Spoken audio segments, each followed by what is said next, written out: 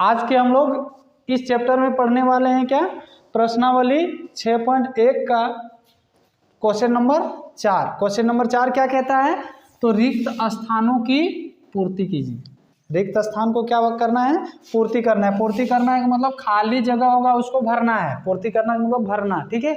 तो देखिए क्या पहला चौथा का पहला क्वेश्चन क्या कहता है, ए में x - 3 और 12 + 2x का योगफल खाली घर है, यानी इन दोनों को अगर जोड़ेंगे तो क्या आएगा, जोड़ के रूप में वो हमको यहाँ पे भरना है, ठीक है। तो चलिए हम लोग यहाँ पे लेते हैं स्तंभ विधि। क्या लेते हैं, स्तंभ विधि। कहिएगा सर स्तंभ विधि क्या होता है, ठीक है। स्तंभ विधि आप लोग पढ़ चुके हैं लेकिन आप लोग को पता नहीं चल पाया है, तो आज आप लोग को पता चल जाएगा कि अच्छा ये वाला को स्तंभ विधि कहते हैं ना। जैसे देखिए आप लोग बचपन में पढ़े होंगे, क्या पढ़े होंगे, जैसे यहाँ पे देखिए ये पढ़े हैं, इस प्रकार का जोड़े हैं कि नहीं जी, तो यही है स्तंभ विधि। इसी को क्या बोलते हैं, इस प्रकार का जोड़ के रूप में लिख करके और हल करना क्या कहलाता है, स्तंभ विधि कहलाता है, ठीक है। समझे कि नहीं। तो यहाँ पे हम लोग इसको क्या करते हैं, इसको भी इसी टर्म में ले आते हैं, इसको जैसे जोड़ के रूप में लिखे इन दोनों को भी हम ऐसे ही लिखते हैं, ठीक है। तो यहाँ पे क्या है, x - 3 हो गया और यहाँ पे क्या है 12 + 2x है। अब हम यहाँ पे थोड़ा सा दिमाग लगाएंगे। क्या दिमाग लगाएंगे, x वाला जो है ना इधर सेकेंड में है, तो x वाला को x के ही सीधा में लिखना है, यानी चर को चर के सीधा में लिखना है, यानी समान चर वाला को समान चर के सीधा में लिखना है, और अचर को अचर के सीधा में। तो ऐसे भी समान चर है यहाँ पे, ठीक है। तो देखो 2x है तो 2x आ गया, यहाँ पे इधर आ गया, ठीक है। प्लस के रूप में ही ना है ये, तो इधर प्लस छुपा हुआ है ना, कोई दिक्कत, संख्याओं के इधर उधर करने पे कोई दिक्कत नहीं होता है, ठीक है। फिर 12 है यहाँ पे, तो 12 क्या है, ये भी तो प्लस के रूप में ही है, प्लस में 12 है, तो यहाँ पे प्लस में 12 कर दिए। उसके बाद यहाँ पे बोला है कि जोड़िए, तो जोड़ देंगे ना, बोला इनका योगफल कीजिए, तो योग के रूप में यहाँ पे जोड़ का रूप डाल दिए, ठीक है। अब यहाँ पे देखिए ये माइनस में है, ये प्लस में, अलग अलग चिन्ह होने से क्या होता है, घटता है, तो घटा देंगे ना। नहीं तो कहिएगा सर जोड़ना ना बोला था सर, तो जोड़ देंगे, तो घटाएंगे तो वही घटा करके ही क्या बच जाता है, वही क्या होता है, जुड़ जाता है, ठीक है। तो यहाँ पे 3 में से 12 नहीं घटेगा तो क्या करेंगे, 12 में से ही 3 को घटाना हो। अब 12 में से 3 को घटाएंगे तो क्या बचा, 9, और 12 में से 3 को घटाने पर 9 बचा। अब किससे घटाए, 12 से घटाए, तो जिससे घटाते हैं उसके आगे जो चिन्ह होता है वही चिन्ह को हम लोग इस्तेमाल कर लेते हैं। तो यहाँ पे प्लस आएगा कि माइनस आएगा, तो प्लस क्यों आएगा, क्योंकि ये प्लस वाला है और प्लस वाले में से ही घटाएं। अगर इससे घटाते इसको तो इसका चिन्ह उतर के आता है यहाँ पे, ठीक है। अब यहाँ पे देखिए ये भी प्लस में है और ये खुद भी प्लस में है, तो दोनों प्लस प्लस में है, तो क्या होगा, 2x और x क्या हो जाएगा, 3x, और प्लस में है तो प्लस प्लस प्लस ही होगा, ठीक है। तो यहाँ पे क्या भराएगा, इसका मतलब 3x + 9 भराएगा, यही आपका आंसर हो जाएगा। और यहाँ पे भी आप आंसर लिख सकते हैं, ठीक है। चलिए अब हम लोग प्रश्न संख्या 4 का बी करने वाले हैं।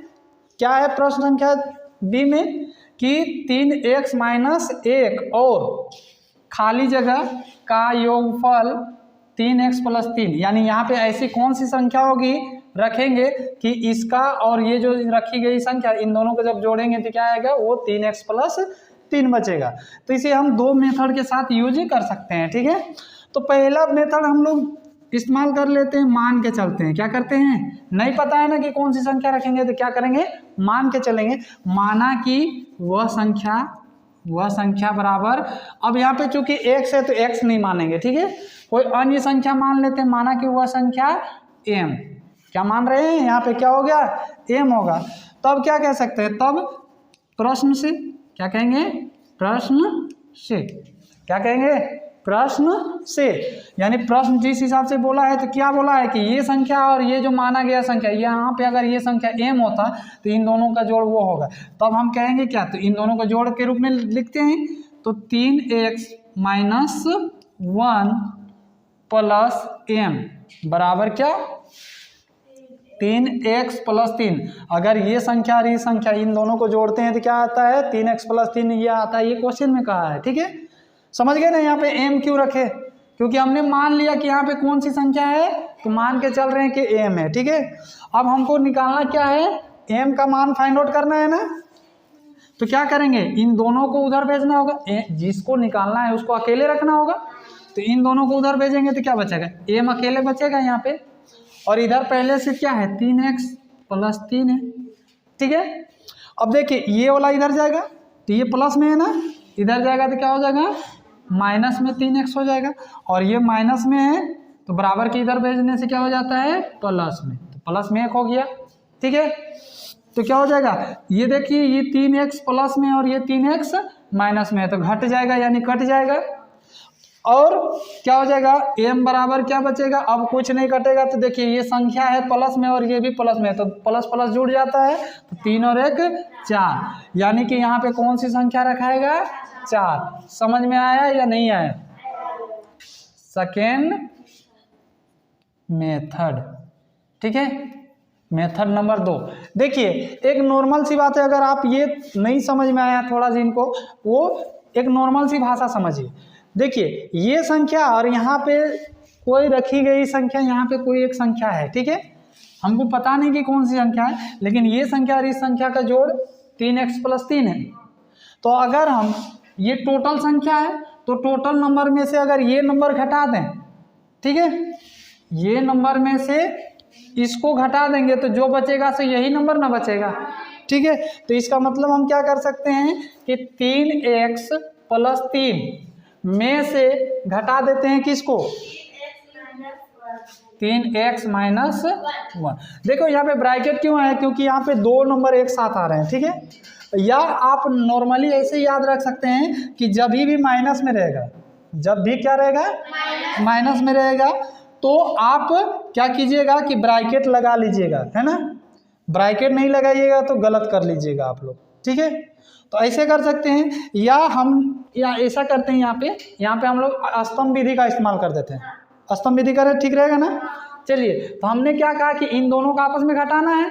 ठीक है, 3x प्लस 3 में से ये टोटल में से ये बड़ा संख्या है ना, तो इसमें से इसको घटाएंगे तो क्या हो जाएगा, तो स्तंभ विधि का इस्तेमाल करते हैं तो यहाँ पे क्या हो जाएगा, तो हमने कहा कि चर को चर के सीधा लेना है, तो 3x है तो यहाँ पे 3xy इधर आएगा, और ये माइनस में है तो माइनस में 1, और यहाँ पे हमको क्या करना है घटाना है ना, तो यहाँ पे लिख लेते हैं घटाने पर। क्या लिखेंगे, घटाने पर। इससे पहला जो प्रश्न था उसमें आप लोग दाहिनी साइड लिख सकते हैं जोड़ने पर, जैसे यहाँ पे लिखे थे ना, यहाँ पे कुछ नहीं लिखे थे ना, इधर केवल जोड़ के रूप में डाल दिए, तो आप यहाँ पे जोड़ने पर लिख सकते थे वहाँ वाला में। ठीक है, खैर, तो यहाँ पे क्या है घटाने पर लिख दिए ना, और जब भी घटाने पर लिखा जाता है तो हर जगह चिन्ह जो है वो चेंज हो जाता है। जहाँ पे क्या है माइनस है वहाँ पे क्या लग जाएगा प्लस, और जहाँ प्लस है वहाँ क्या लग जाएगा माइनस। तो यहाँ पे क्या हो जाएगा, घटाने पर जब भी लिखते हैं या घटाते जब भी है और स्तंभ विधि में रहता है तो जहाँ प्लस होता है वहाँ माइनस, जहाँ माइनस होता है वहाँ प्लस, उल्टा लगता है। जबकि जोड़ने पर में कोई चिन्ह का कहीं चेंजिंग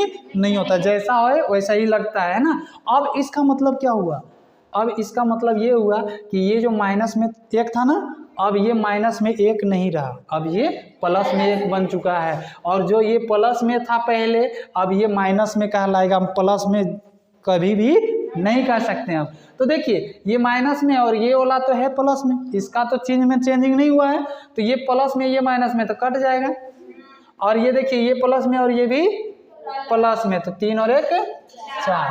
समझ में आया कि नहीं आया, तो ऐसे भी कर सकते हैं। ठीक है, नोट कीजिए। चलिए, चौथा का सी क्या कहता है कि व्यंजक x² माइनस 1 और 1 माइनस x² का योगफल खाली जगह है, यानी इन दोनों का हमको योगफल करके और खाली जगह पे भरना है कि क्या आएगा। ठीक है, तो हम लोग कौन सा विधि लें, स्तंभ विधि ले लेते हैं।